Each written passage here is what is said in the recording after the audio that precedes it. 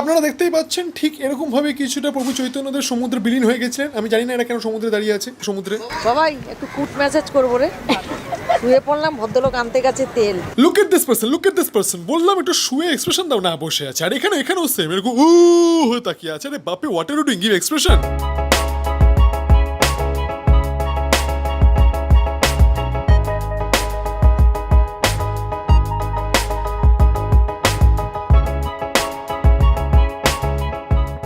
নমস্কার, আমি কলকাতার ছেলে।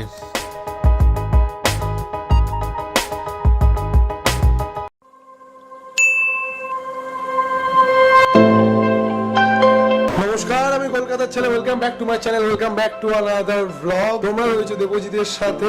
আমি এখন এমন একটা জায়গায় আছি যেখানকার প্ল্যান সব ফ্রেন্ডসরা মিলেই করে, কিন্তু দিনের শেষে সেই প্ল্যান আর এক্সিকিউট হয় না, হবেও না। একমাত্র ফ্যামিলির সাথে যদি আসতে পারো তাহলে সেই প্ল্যান অবভিয়াসলি এক্সিকিউট হবে, বাট ফ্রেন্ডসদের সাথে যদি আসতে হয় তাহলে দিনের শেষে কেউ বলে বাড়ি থেকে ছাড়ছে না। কারণ আজকে আমরা রয়েছি গোয়াতে।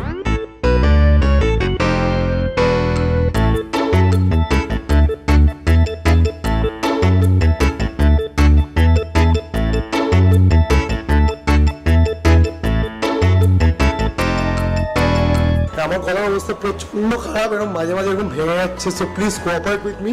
আমি চেষ্টা করবো যাতে ভয়েস ক্র্যাক না হয়, প্রপারলি ভয়েস শোনা যায়। তো এখন বাজে হচ্ছে 6:15। তোমরা দেখতেই পেলে বাইরেটা পুরোপুরি অন্ধকার। তো আজকে আমরা বেরিয়ে যাচ্ছি জাস্ট 4-5খানা বিচ দেখতে। বাট এনিওয়েজ, নিচে বাস দাঁড়িয়ে রয়েছে, চলো যাওয়া যাক। ও বাই দ্য ওয়ে, এটা ছিল হচ্ছে আমাদের হোটেল প্যালেসিওতে গোয়া। একটা অসাধারণ হোটেল। মানে সেটা কিন্তু শুধুমাত্র আমি এই জলের ফোয়ারার জন্য বলছি না, এটার জন্য না, বাট রুমসগুলো দেখো তোমরা, মানে কি সুন্দর রুমস দেখো, মানে অপূর্ব।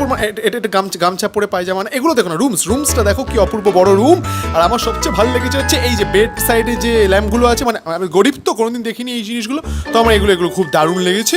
আর এটা কফি মেকিং, জানি না কেন দেখাচ্ছি, বাট এনিওয়েজ চলো বেড়াই।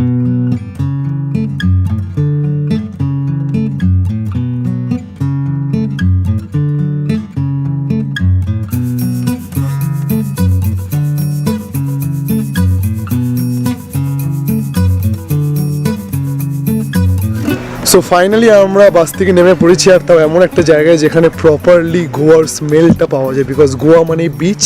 আর এখন আমরা রয়েছি হচ্ছে বাগা বিচের মধ্যে।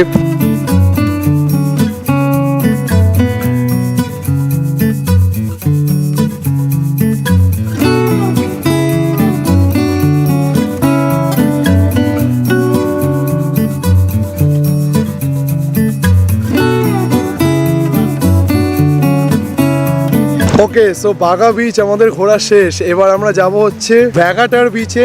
এই যে পেছনে দেখা যাচ্ছে ভ্যাগাটার বিচ, মুখটা পুরো ঝলসে যাচ্ছে। যাই হোক,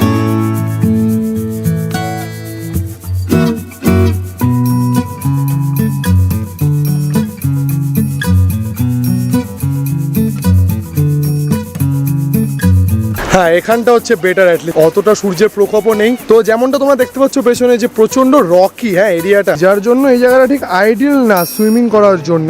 যদিও বিচটা কিন্তু প্রচন্ডই ফাঁকা, খালি হাতে গোনা কয়েকটা লোক রয়েছে। তাছাড়া এখানে আহামরি খুব একটা কিছু নেই। কয়েকটা দোকানপত্র রয়েছে যেগুলো এখন বন্ধ রয়েছে, কারণ কি সবে 9টা বাজে। অ্যাপার্ট ফ্রম কয়েকজন যারা কিনা জগিং করছে। বাবা, খালি গায়ে জগিং আবার।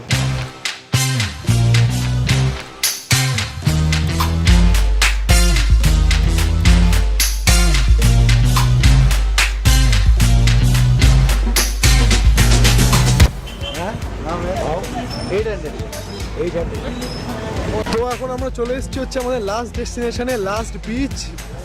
এই বিচটার নাম কি জানি?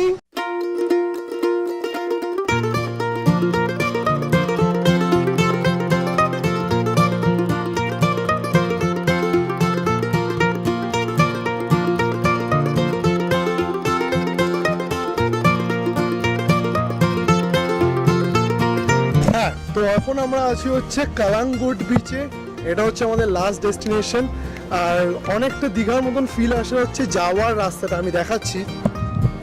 অনেকটা তাই, যদিও খুব ব্রড বাট এবং খুব পরিষ্কার, কিন্তু তাও ওই একটা সার্টেন ফিল আসে। রাস্তার দুদিকে যেমন দেখা যাচ্ছে পুরো মার্কেটসে ভর্তি, আর লোকও কিন্তু প্রচুর রয়েছে। But one interesting thing is that মাঝখানটা কি সুন্দর যানজটহীন, কোনো ভিড় নেই, ট্রাফিক নেই, ওয়েল মেনটেন, কি সুন্দর ফাঁকা জায়গা। আচ্ছা, এই বিচটা কিন্তু এখানকার one of the most popular beach, যার জন্য এখানে ভিড়টা জাস্ট দেখাই যাচ্ছে যে কতটা ভিড়। আর সেটা শুধু এখন 12টা বেজেছে বলে লোকজন এসছে তা না, এটা one of the most famous beach of Goa.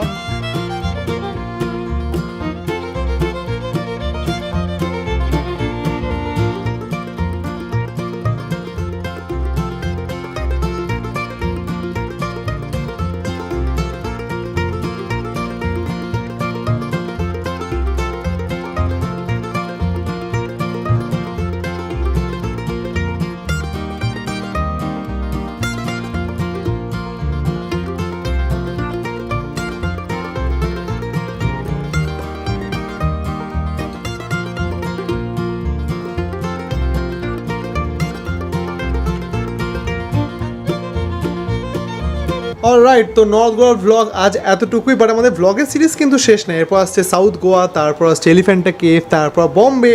তো ব্লগ তো আমাদের চলতেই থাকবে, বাট এই ভিডিওটা যদি তোমাদের ভালো লেগে থাকে তাহলে কিন্তু লাইক করতে ভুলো না, আর কমেন্ট করো। সেটা কিন্তু তোমরা করতে ভুলেই যাবো, আমি জানি না কেন, বাট কমেন্ট করতে কিন্তু এই ভিডিওটাতে ভুলো না। আর ওয়েট করো সাউথ গোয়ার ব্লগটা যে আসবে জাস্ট আর 2-3 দিন পরে। ততক্ষণ অবধি টাটা, বাই, টেক কেয়ার, ইয়া